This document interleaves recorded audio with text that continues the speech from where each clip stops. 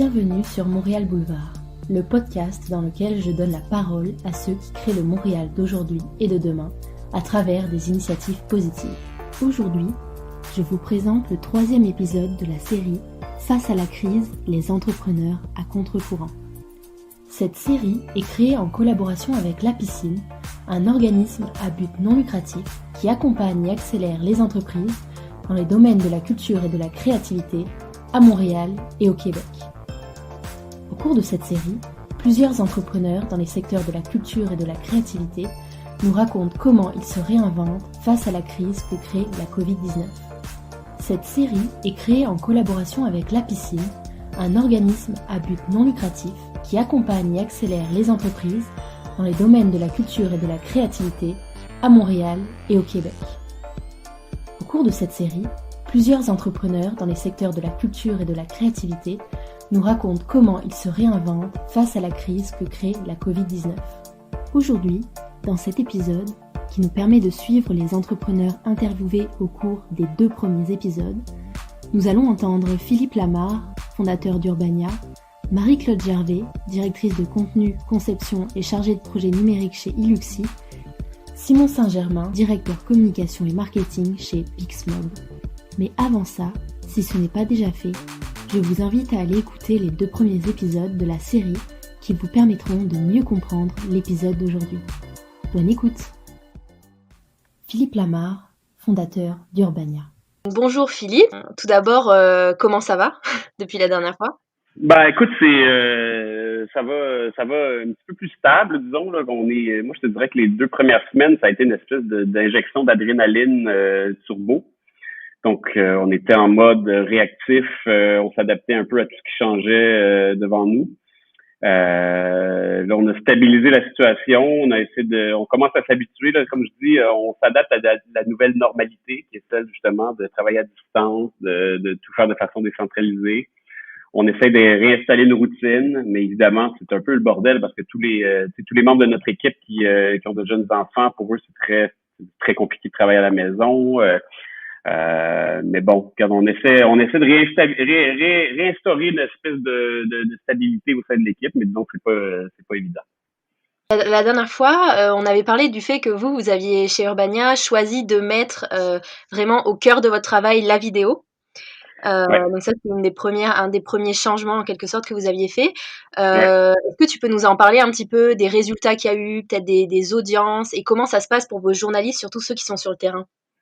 Ouais, c'est ça. Donc, ce qu'on a fait, on a fait un espèce de pivot au moment où ça s'est passé. On a dit, bon, là, au lieu de continuer à faire comme on faisait d'habitude, commander des textes, tout ça, on a, premièrement, financièrement, comme il y avait vraiment une diminution des revenus, on a cessé de commander des piges externes. Et là, on a pris notre réalisateur, on a mis 2 journalistes sur le terrain, puis le reste de l'équipe qui, justement, s'occupe de propulser les contenus, les distribuer, tout ça. Donc, on a deux journalistes terrain avec un réalisateur qui font 1 ou 2 topos par jour. On a fait aussi des appels à tous sur les réseaux sociaux, des interviews par Skype ou FaceTime. Bref, on a vraiment renversé la production et puis évidemment, comme les campagnes de pub étaient allées en diminuant, nous, ce qu'on a décidé, c'est qu'on a dit on va aller à l'endroit où le contenu se distribue de lui-même. Donc, on a vraiment décidé d'y aller pour un rayonnement de la marque. Donc, on met nos vidéos sur Facebook, on les remet aussi sur notre site. Mais le but, là, c'est pas tant de ramener tout le monde sur notre site que de disséminer notre contenu puis notre marque au plus large auditoire possible. Puis l'impact a été hallucinant. Là, on a une augmentation de portée et d'engagement de 65% depuis 3 semaines. On voit vraiment que le rayonnement des vidéos cartonne bien, les gens m'en parlent. Je vois que le retour, en tout cas au niveau contenu, est positif. Après, évidemment, là, il va falloir convertir cette visibilité-là en loyauté, donc s'assurer que les gens qui nous voient passer dans leur fil deviennent de loyaux clients, entre guillemets. Mais aussi qu'on génère des revenus avec le contenu. Fait que là, ça a été la première étape de notre réinvention. Ça a été justement, bon là, on fourbit nos armes puis on attaque. Et puis maintenant, là, il faut refaire le même modèle d'affaires qu'avant, mais donc il faut adapter notre discours commercial maintenant et puis commencer à générer des revenus.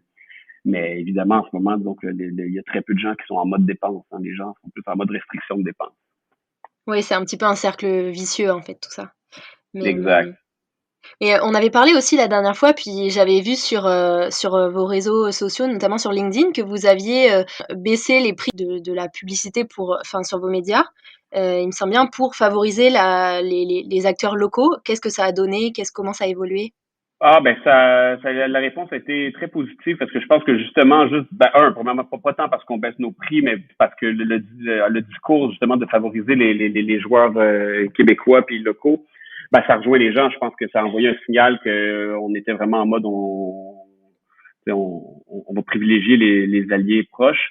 Mais c'est aussi le fait qu'on ait un discours quand même assez positif. C'était pas un discours défaitiste. On baissait pas nos prix parce qu'on était sur le point de fermer. On baissait nos prix parce qu'on comprenait que les gens avaient des enjeux de trésorerie puis des enjeux budgétaires, mais qu'on mettait nos efforts justement à vouloir aider les autres et qu'on était vraiment en mode plus solidaire que essayer de sauver notre peau. Mais la réaction était super bonne. Je pense que justement d'avoir un discours un peu plus, entre guillemets, offensif ou positif dans une situation comme ça où tout le monde est un peu désemparé, je pense que ça apporte un peu de réconfort à l'âme des gens, de sentir qu'il y a quand même les choses vont bien aller. C'est un peu Mmh. notre discours en ce moment. Même si parfois on a, comme tout le monde, des hauts et des bas, on a des moments de découragement. Il faut gérer aussi les humeurs changeantes de toute l'équipe à distance. Donc c'est pas évident. On passe beaucoup de temps sur Whereby à faire des réunions. Marie-Claude Gervais de Iluxi. Bonjour, Marie-Claude, comment ça va depuis la dernière fois? Bonjour Aurélia, ça me fait plaisir de te retrouver aujourd'hui.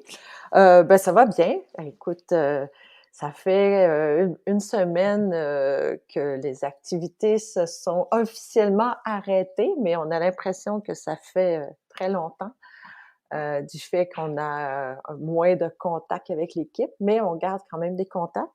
Moi, je vais très bien. Et quand même, on continue à travailler sur des idées, à brainstormer, à inventer de nouveaux services, puisqu'on peut pas travailler en ce moment sur des produits. OK. Et donc la dernière fois, on avait parlé de premières initiatives que vous aviez mis en place, parce que vous, votre activité donc chez Luxi, c'est la formation en ligne et devant des groupes principalement Ouais. et vous avez mis en place une nouvelle offre, donc un service d'hébergement de formation gratuit. Oui. Vous avez mis 3 mois gratuits, il me semble? Oui, c'est ça. Ben, cette offre-là, entre nous, on l'appelle la Corona Coach. OK. On a offert à des coachs qui ont voulu mettre leur contenu sur vidéo, d'héberger leurs vidéos de façon plus professionnelle sur notre plateforme. Donc, ça donne une présentation qui est plus intéressante, qui est plus regroupée aussi que, disons, sur un fil, sur une chaîne comme YouTube, avec un packaging plus professionnel. Et du coup, les gens vont pouvoir tester l'impact de leurs vidéos, la fréquentation. Et par la suite, ils pourront, s'ils le veulent, vendre leur vidéo de coaching. Parce que nous, on a une plateforme qui peut gérer des ventes et voilà tout le processus là, de e-commerce.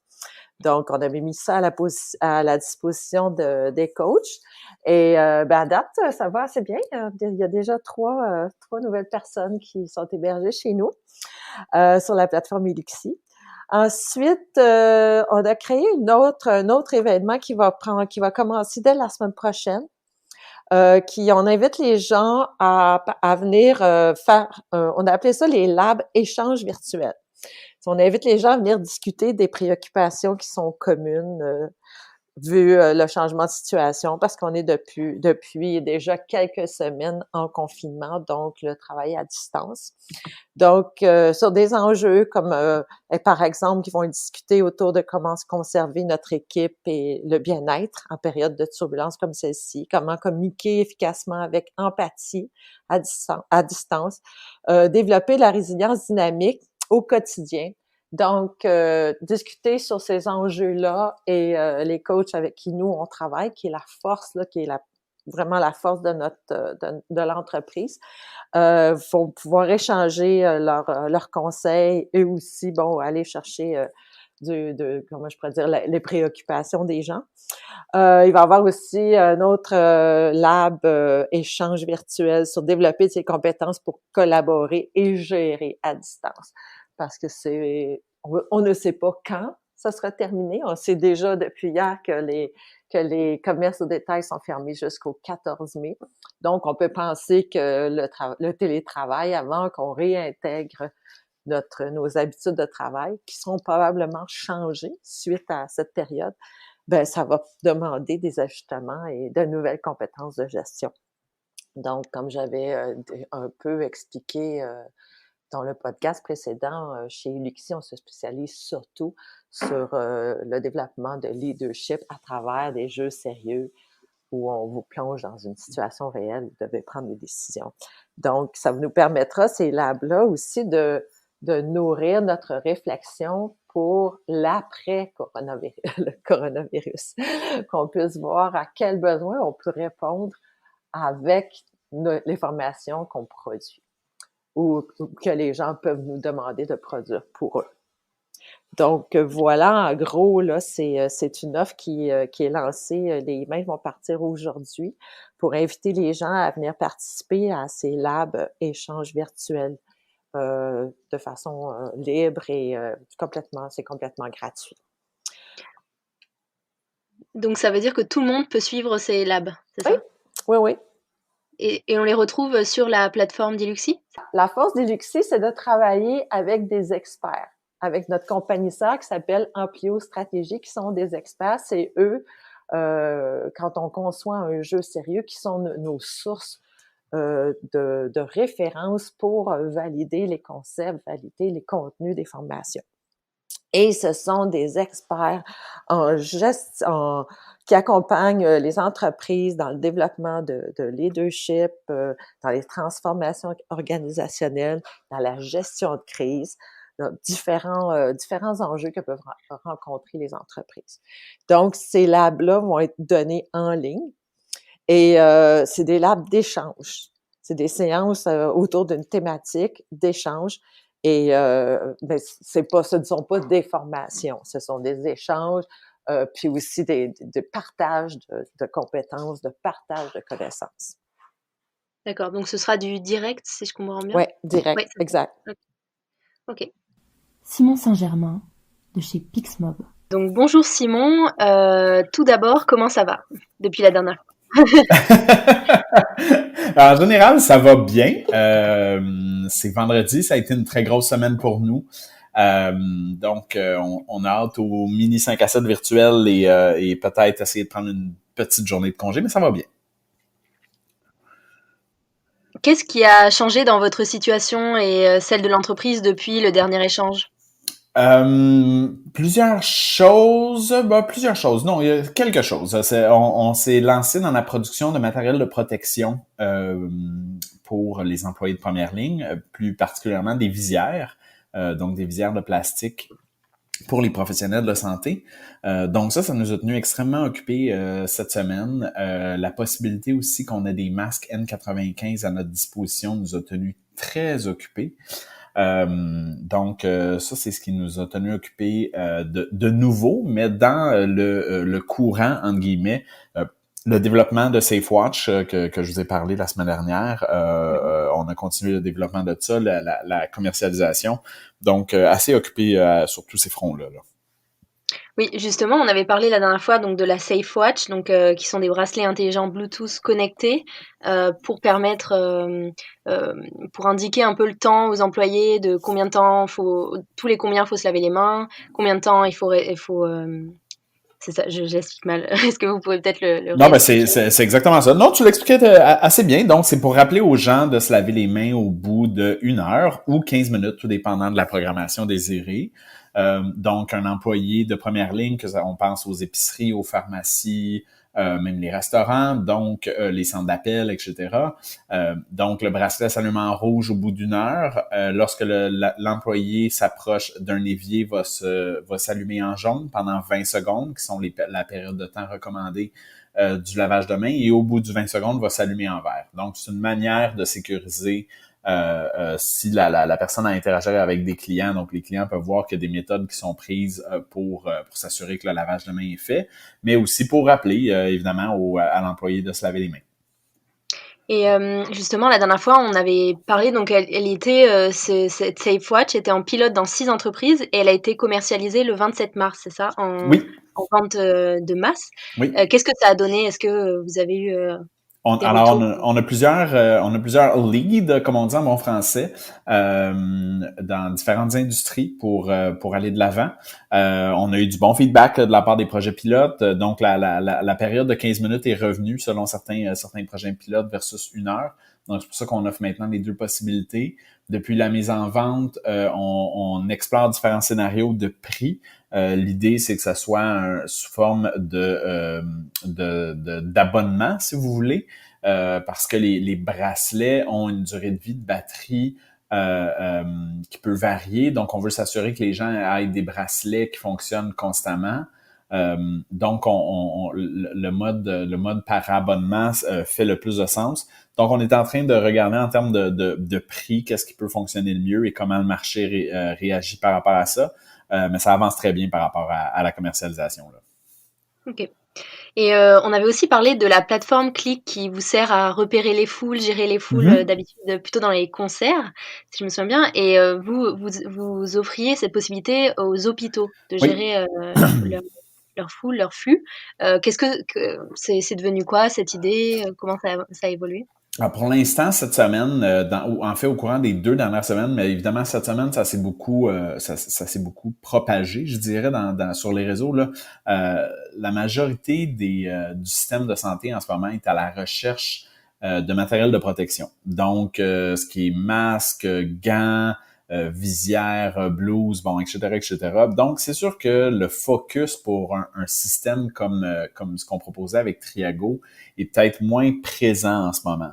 Par contre, ce qu'on voit, c'est au Québec, tout ça étant au Québec, il y a la même préoccupation aux États-Unis en termes de matériel de protection.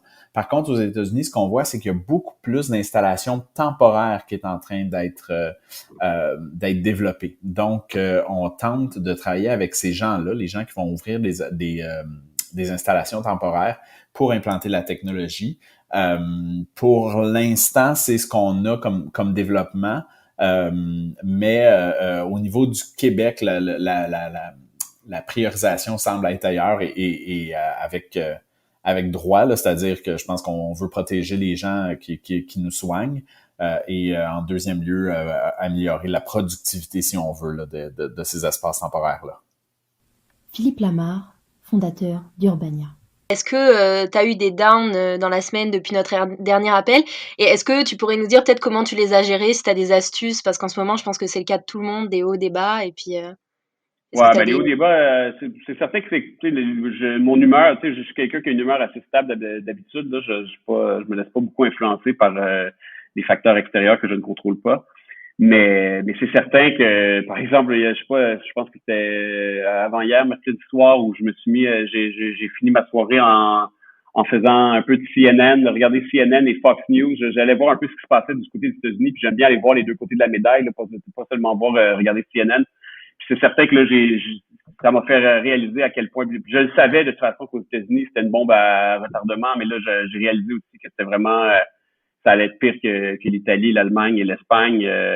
Mais c'est certain qu'il y a des moments comme ça, on dirait que dès que je me plonge dans le mode news, puis je commence à gratter un peu sur ce qui s'en vient, ce qui se passe ailleurs, je me mets à stresser parce que je me dis, OK, on n'est vraiment pas sorti du bois, là. Au Québec, on a beau avoir l'impression qu'on est quand même discipliné, il y a peu de gens dans les rues, on écoute notre premier ministre, mais je m'aperçois qu'ailleurs, il y a des gens qui n'ont pas du tout la prise de conscience que nous, on a eu ici. Donc, dans ces moments-là, ben écoute, moi, je recommande une petite gélule de la SQDC. C'est certain que ça fait partie de la pilule. Ok, c'est un bon conseil. On l'a pas encore dit celle-là, mais pourquoi pas? Ou comme a dit Legault, un bon petit verre de vin parfois. Ça... Mais honnêtement, je pense qu'il faut bien dormir. Il faut essayer de continuer à s'oxygéner le cerveau. Il faut aller faire des marches. Mais il n'y a pas vraiment de remède. Je pense qu'il faut aussi accepter que on peut pas avoir une humeur stable en ce moment, là. Donc, c'est normal de passer par toutes les phases par lesquelles on passe. Mm. Aussi, je voulais te demander, en termes d'organisation, tu disais que vous aviez créé des cellules et que les personnes s'organisaient entre elles, qu'elles étaient plus autonomes. Comment ça se passe à l'interne? Est-ce que tu as vu des choses qui ont émergé, des comportements qui t'ont impressionné ou qui ont été modifiés? Je sais pas. Ah, ben écoute, je me souviens plus précisément ce qu'on s'était dit la première fois qu'on s'est parlé, mais c'est certain que moi, j'ai vu comme une transformation dans l'équipe. C'est qu'en fait, tous les silos qui habituellement faisaient partie un peu de la structure d'entreprise, parce que comme toute entreprise, on a beau être jeune et dynamique chez Urbania, il y a quand même des silos, il y a quand même des espèces de barrières imaginaires que les gens s'imposent. Mais donc les changements qu'on a voulu effectuer justement de décentraliser l'équipe, de faire vraiment de mettre la vidéo au cœur de notre pratique. Habituellement, la vidéo, c'était comme un mode parallèle de production en plus de l'écrit et du reste. Et là, tout d'un coup, là, la vidéo est allée au cœur et tout le monde s'est mis à gérer justement cette espèce de cellule vidéo-là selon leurs besoins. Et ça ça s'est effectué en 36 heures. C'était pratiquement fait. La culture d'entreprise était suffisamment solide pour que les équipes travaillent ensemble sans on tire la couverture chacun de notre côté. Puis les gens acceptent le changement. Puis c'est un peu comme ça. Les humains sont très réfractaires au changement jusqu'à temps qu'ils soient confrontés et qu'ils soient obligés de changer. Ou que tu n'as plus le choix de changer. Et là, soudainement, on s'aperçoit que les humains sont capables de changer du tout au tout en 24 heures, même en 1 heure. Donc, non, puis je m'aperçois aussi dans un contexte comme ça que la culture d'entreprise, c'est la chose la plus importante, en fait. C'est quelque chose, c'est certain que oui, on a toutes les entreprises ont une culture. Après, comment on en prend soin, puis évidemment, ça part souvent du caractère ou des valeurs des dirigeants. Et puis je me lancerai pas toutes les fleurs parce qu'on est plusieurs dirigeants dans l'entreprise qui gérons chacun nos équipes, mais je pense que les valeurs communes qu'on a justement de travailler pour le bien commun, de croire en la marque, de croire au contenu, de croire que ce qu'on fait est bien, puis que oui, c'est bien de faire des sous, mais que ce qu'on fait, on le fait parce qu'on est passionné. Mais ça transparaît dans des moments justement de crise où il faut vraiment décider. Puis là, il pourrait avoir un réflexe où c'est du chacun pour soi, puis chacun essaie de rapatrier le plus de pouvoir de son côté, mais ça n'a pas été le cas. Je pense que tout le monde s'est mis en mode comment on peut aider l'entreprise à passer à travers. Et puis honnêtement, c'est autant j'ai eu une journée très difficile le jour où on a annoncé des mises à pied, qu'on a fait des coupures ici et là. Et autant j'ai été impressionné par la force de l'équipe et la résilience et la capacité de se réinventer en peu de temps. Et puis après, il y a eu les annonces de Justin Trudeau qui est venu justement l'aide de 75% d'aide aux entreprises pour qu'on garde notre personnel et tout ça. Donc ça, c'est sûr que au niveau psychologique, ça a aidé les patrons parce que là, ça nous donne l'impression que tout le fardeau financier de passer à travers cette chute radicale des revenus-là, ben on va avoir une tape dans le dos du gouvernement. Mais même si je sais qu'ultimement, c'est quand même les citoyens canadiens qui vont devoir payer cet énorme investissement, mais à court terme, disons que ça nous a apporté une espèce de sentiment qu'on va avoir de l'aide pour passer à travers. Marie-Claude Gervais de Iluxi. Comment a évolué votre état d'esprit depuis une semaine qu'on s'est parlé Entreprise ou personnel?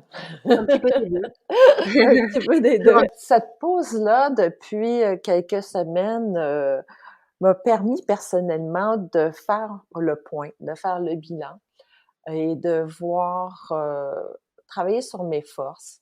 Je dis souvent à la blague, j'ai travaillé sur mes faiblesses toute ma vie, je suis rendue trop vieille puis travailler là-dessus, je travaille sur mes forces maintenant. Et voilà, donc où est-ce que j'ai envie le plus de me positionner? Qu'est-ce que j'ai envie le plus de faire? À travers mes compétences, mes expériences et ce que j'apporte aux gens, où est-ce que j'ai le plus de valeur. Et quand je fais quelque chose, je me dis souvent, si tu étais ton boss, est-ce que tu payerais pour ça? Parce que je me dis, bon, si je réponds non, ça veut dire qu'il faut que ça soit délégué à quelqu'un d'autre. Donc, cette période de pause me permet un peu de faire mon bilan personnel et professionnel. La dernière année, personnellement, j'étais très, très, très occupée, donc ça me permet de me remettre en forme. Vraiment, je vais tellement être en forme quand on va revenir au boulot. L'entraînement, relaxation, travailler aussi, sur des concepts et des idées, parce que quand on est une personne comme moi qui est un intrapreneur, ça n'arrête pas. J'ai toujours des idées, là. Je me dis, comment je peux les propulser, comment je peux les faire évoluer dans le contexte actuel. Et voilà, donc la dernière semaine est somme toute assez bénéfique. bénéfique et assez reposante, même si ça semble peut-être pas évident pour tout le monde, mais pour moi, c'était un bon moment. Là. On verra au fil des semaines si ça s'éternise, si mon état d'esprit sera toujours le même, mais pour l'instant, ça se passe bien. Puis j'habite pas loin d'un parc, donc je sors souvent. Et je pense que ça fait du bien. Et justement, est-ce que vous avez eu des downs dans la semaine et si oui, comment vous avez fait pour les remonter, des petites astuces? Oh, quand il y a eu des moments où on sentait un peu trop l'isolement, bon, je pense que comme bien du monde, on a fait des 5 à 7 virtuels. On a des enfants dans notre famille, donc on a fait des plus de vidéos, FaceTime, Messenger vidéo. On s'est parlé, on a senti le besoin beaucoup plus de se parler live, même à travers les caméras que d'habitude. Je disais à la blague que j'ai parlé au téléphone plus souvent dans la dernière semaine que dans les 6 derniers mois. Parce que souvent, ma vie se passe plus dans le Slack et courriel, texto, Messenger que verbalement. Les échanges en personne, on va au restaurant, on a des réunions, mais là, c'est vraiment, on a parlé beaucoup aux gens au téléphone pour prendre des nouvelles, pour entendre le son de la voix des autres, pour faire un FaceTime pour voir les gens. C'est très important, les relations. Et dans ces types de communication, texto, email, il n'y a pas cet élément relationnel. Donc, dans les moments de down, de rester en contact avec la relation qu'on a avec les gens, je pense que c'est là, au moins, où j'ai eu des moments où j'ai senti le besoin. J'appelais des amis, je disais, j'aimerais entendre ta voix. Ça fait du bien parfois, oui. Oui, ça fait du bien. Voilà. Donc, moi, c'est ça. Puis, j'ai naturellement la santé physique, de faire attention à son alimentation, sortir, prendre l'air et prendre un moment pour respirer et dire un moment pour soi. Même, en quelque part, il faut essayer de profiter de ce que cette pause a de positif, même si elle peut paraître très lourde et avoir des aspects négatifs à bien des égards. Mais essayer de regarder les éléments de ça, qu'est-ce qui peut être positif pour être prêt ensuite pour la suite. Simon Saint-Germain, de chez Pixmob. Est-ce que y a des nouvelles idées qui ont émergé, parce que je sais que vous avez mis en place des équipes d'innovation. Oui, exactement. Comment ça se passe? Qu'est-ce qu'il y a eu de nouveau depuis, on va dire, une semaine? Alors, ce qu'on a fait depuis une semaine, c'est qu'on en a, je dirais pas éliminé, mais on en a mis de côté quelques-unes pour se concentrer sur des idées qui semblent avoir plus d'attrait dans le marché. Donc, le matériel médical, par exemple, et SafeWatch qui semble avoir de l'attrait dans le marché. Donc, on a focusé nos efforts sur ces deux projets-là. Sur les autres projets qui étaient en cours, il y en a quelques-uns qu'on a ralentis, on met moins d'efforts en arrière, donc moins de personnes pour se concentrer sur ceux qui ont plus d'efforts. Mais je sais qu'on va avoir d'autres trucs au courant des prochaines semaines là, sur lesquels on va se pencher. Et comment a évolué votre état d'esprit? Je vous dirais que moi, personnellement, j'ai tellement été occupé cette semaine que mon état d'esprit est dans en mode où j'ai besoin d'un petit break. Mais je pense que on est plus en mode OK, ben, je pense que ça va être correct. Je pense qu'on va être capable de sortir de tout ça. Je pense qu'on va s'en sortir. Et il y a même un brin, je vous dirais, d'excitation, d'être content de voir ce qu'on est en train de modifier, ce qu'on est en train de créer. Pardon. Je pense que ça, c'est quelque chose de très excitant de voir ce qu'on est en train de mettre en place. Ça fait du bien, ça fait moins, c'est moins morose que regarder les nouvelles constamment et seulement s'apitoyer sur son sort, là. Et est-ce que vous avez eu des downs dans la semaine depuis notre dernier appel? Et si oui, comment vous avez fait pour les remonter? Pour les, pour les, pour les, ouais, pour Euh, les- Personnellement et professionnellement, pas vraiment. Comme je disais tantôt, ma ouais. semaine s'est débrouillée, c'est passé à 100 000 à l'heure. Il y a même un moment donné, je me suis réveillé, j'étais convaincu qu'on était mardi, mais on était mercredi. Donc, je commence à perdre les journées, là, mais ça, je pense que c'est un peu tout le monde. Mm. À peine eu le temps de vivre ma semaine. Comme je me souviens plus si je vous avais rencontré, mais j'étais personnellement en quarantaine au Oui. courant des dernières semaines. J'en suis sorti et juste ça m'a rendu extrêmement heureux de pouvoir dire bonjour à quelqu'un à l'épicerie m'a rendu d'un bonheur fou. Euh, mais non, pas encore de down en tant que tel. Euh, Heureusement, je vais toucher du bois.